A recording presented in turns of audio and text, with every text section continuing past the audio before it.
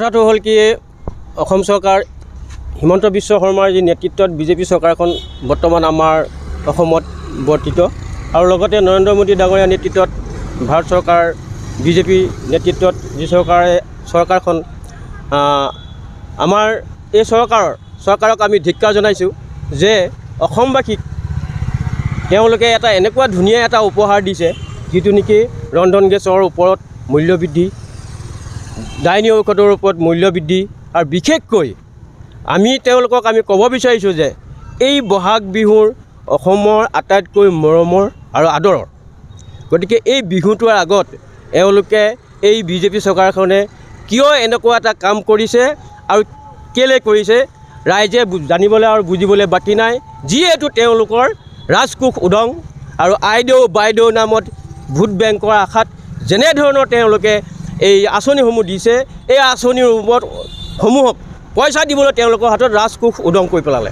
এই ৰাজকোষ পূৰণ কৰি এই আইদেউ বাইদেউ নামত যি এই 5,000 10,000 টকা তেওঁলোকে দিয়াৰ ব্যৱস্থা কৰিছে, ৰাইজৰ মাথাত দুখীয়া জনসাধাৰণৰ মাজত ৰাম টাঙোন দি এই বিজেপি চৰকাৰখনে, হিমন্ত বিশ্ব শৰ্মাৰ নেতৃত্বত এই বিজেপি চৰকাৰখনে এনেকুৱা এটা ধুনীয়া উপহাৰ দিছে অসমবাসীক।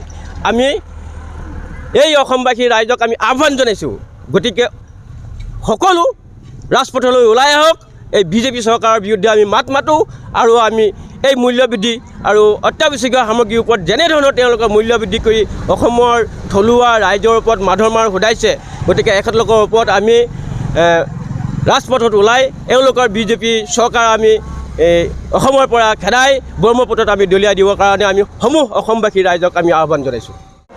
অসমত হিমন্ত বিশ্ব শৰ্মা চৰকাৰ আৰু কেন্দ্ৰত নৰেন্দ্ৰ মোদী চৰকাৰ থকাৰ দিনত যোৱাকালি এটি ঘোষণা যিহেতু আপোনালোকে সকলোৱে অসমীয়া ৰাইজে জ্ঞাত বা গম পাইছে, যিহেতু ৰন্ধন গেছৰ মূল্যবৃদ্ধি 50 টকাকৈ আকৌ বৃদ্ধি পাইছে।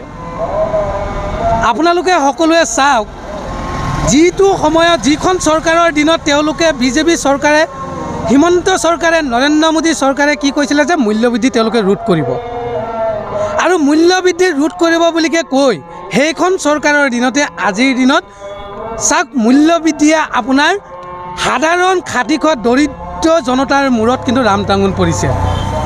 আজিৰ তাৰিখত আপুনি চাওক, প্ৰতিটো বস্তুৱে মূল্যবৃদ্ধি, তেওঁলোকে কোনো মূল্যবৃদ্ধি হ্ৰাস কৰিব পৰা নাই।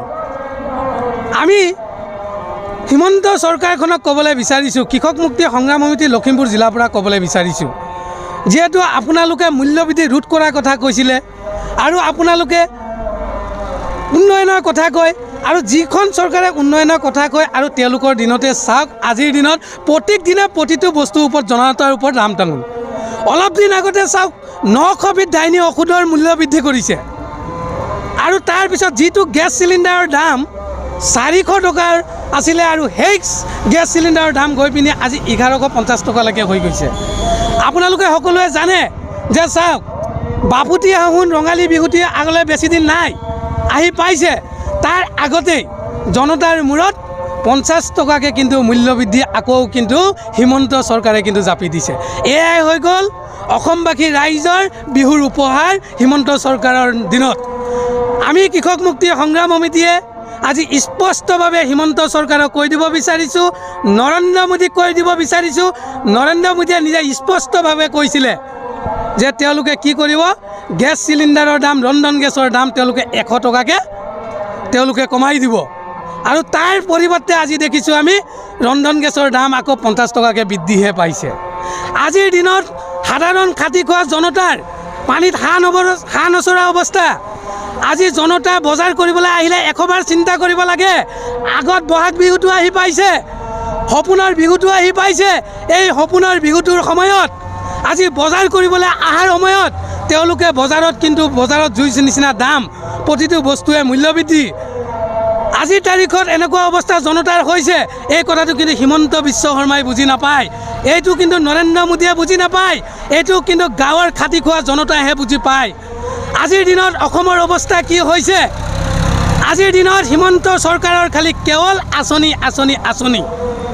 1200 টকাৰ আপোনাৰ অৰুণোদয় আঁচনিয়ে তেওঁ কি কৰিছে, অসমৰ জনতাত কৰৰ ওপৰৰ কৰ জাপি দি তেওঁ মূল্যবৃদ্ধিৰ ওপৰত মূল্যবৃদ্ধি জাপি দি আগন্তুক পঞ্চায়ত নিৰ্বাচন আছে, সেই নিৰ্বাচনৰ কাৰণে তেওঁলোকে টঙালি বান্ধিবলৈ হৈছে। আৰু এইবিলাক টুপি হিমন্ত চৰকাৰে যিমানেই দিয়ক অসমৰ জনতাই বুজি পাইছে, এইবাৰ পঞ্চায়ত নিৰ্বাচনত হিমন্ত চৰকাৰক আৰু নৰেন্দ্ৰ মোদী চৰকাৰক কিন্তু তাৰ প্ৰত্যাহ্বান দিব। আৰু তাৰ কাৰণে কিন্তু নৰেন্দ্ৰ মোদী চৰকাৰ আৰু বিজেপি হিমন্ত চৰকাৰ কিন্তু সাজু হৈ থাকিবলৈ কাৰণে আমি কৃষক মুক্তি সংগ্ৰাম সমিতিৰ পৰা তেওঁক জনাই দিছোঁ। আৰু আমি কৃষক মুক্তি লখিমপুৰ জিলা সমিতিয়ে স্পষ্টভাৱে হিমন্ত বিশ্ব শৰ্মাক কৈ দিবলৈ বিচাৰিছোঁ যে মূল্যবৃদ্ধিত যদি আপোনালোকে ৰোধ নকৰে, গেছ চিলিণ্ডাৰৰ যদি মূল্যবৃদ্ধি যদি হ্ৰাস নকৰে, আজি পেট্ৰল ডিজেলৰ যদি মূল্যবৃদ্ধি হ্ৰাস নকৰে, আজি যদি মানে অত্য সামগ্ৰীয় যিবিলাক বস্তু আছে যদি আপোনালোকে যদি হ্ৰাস নকৰে, তেতিয়াহ'লে কৃষক মুক্তি সংগ্ৰাম সমিতিয়ে কিন্তু আপোনালোকক কিন্তু শান্তিৰে থাকিবলৈ নিদিয়ে। তাৰ কাৰণে কিন্তু আপোনালোকে আগন্তুক পঞ্চায়ত নিৰ্বাচনৰ কাৰণেও সাজু হৈ থাকক। আৰু তাৰ কাৰণে কিন্তু অসমত কিন্তু লাখ লাখ জনতা কিন্তু আপোনালোকৰ বিৰুদ্ধে ওলাই আহিব। পঞ্চায়ত নিৰ্বাচনততো আপোনালোকে প্ৰত্যুত্তৰ পাবই, আৰু 2026 চনতো কিন্তু তাৰ প্ৰত্যুত্তৰ পাবলৈ কাৰণে আপোনালোকে সাজু থাকক। আৰু আপোনালোকক কিন্তু অসমৰ জনতাই কিন্তু চাই আছে। আপোনালোকে যিমানেই অসমৰ জনতাক টুপি নিপিন্ধাওক, আপোনালোকে যিমানেই অসমৰ জনতাক আপোনালোকে প্ৰলোভন নিদিয়ক, যিমানেই আঁচনি নিদিয়ক, লাখপতি বাইদেউ নিদিয়ক, যিমানেই অৰুণোদয় নিদিয়ক, কিন্তু আপোনালোকে যে অসমৰ জনতাৰ ওপৰত যে কৰৰ ওপৰত কৰ জাপি দিছে, এই কথা কিন্তু অসমৰ জনতাই কিন্তু বুজি পাইছে। আপোনালোকে এটা কথা কৈ দিবলৈ বিচাৰিছোঁ, হিমন্ত বিশ্ব শৰ্মা ডাঙৰীয়া, আপোনালোকে অসমৰ জনতাক দিছে কিন্তু চামুচেৰে, কিন্তু নিছে কিন্তু আপোনালোকে বেলচাৰে। এই কথা কিন্তু বুজি পাইছে।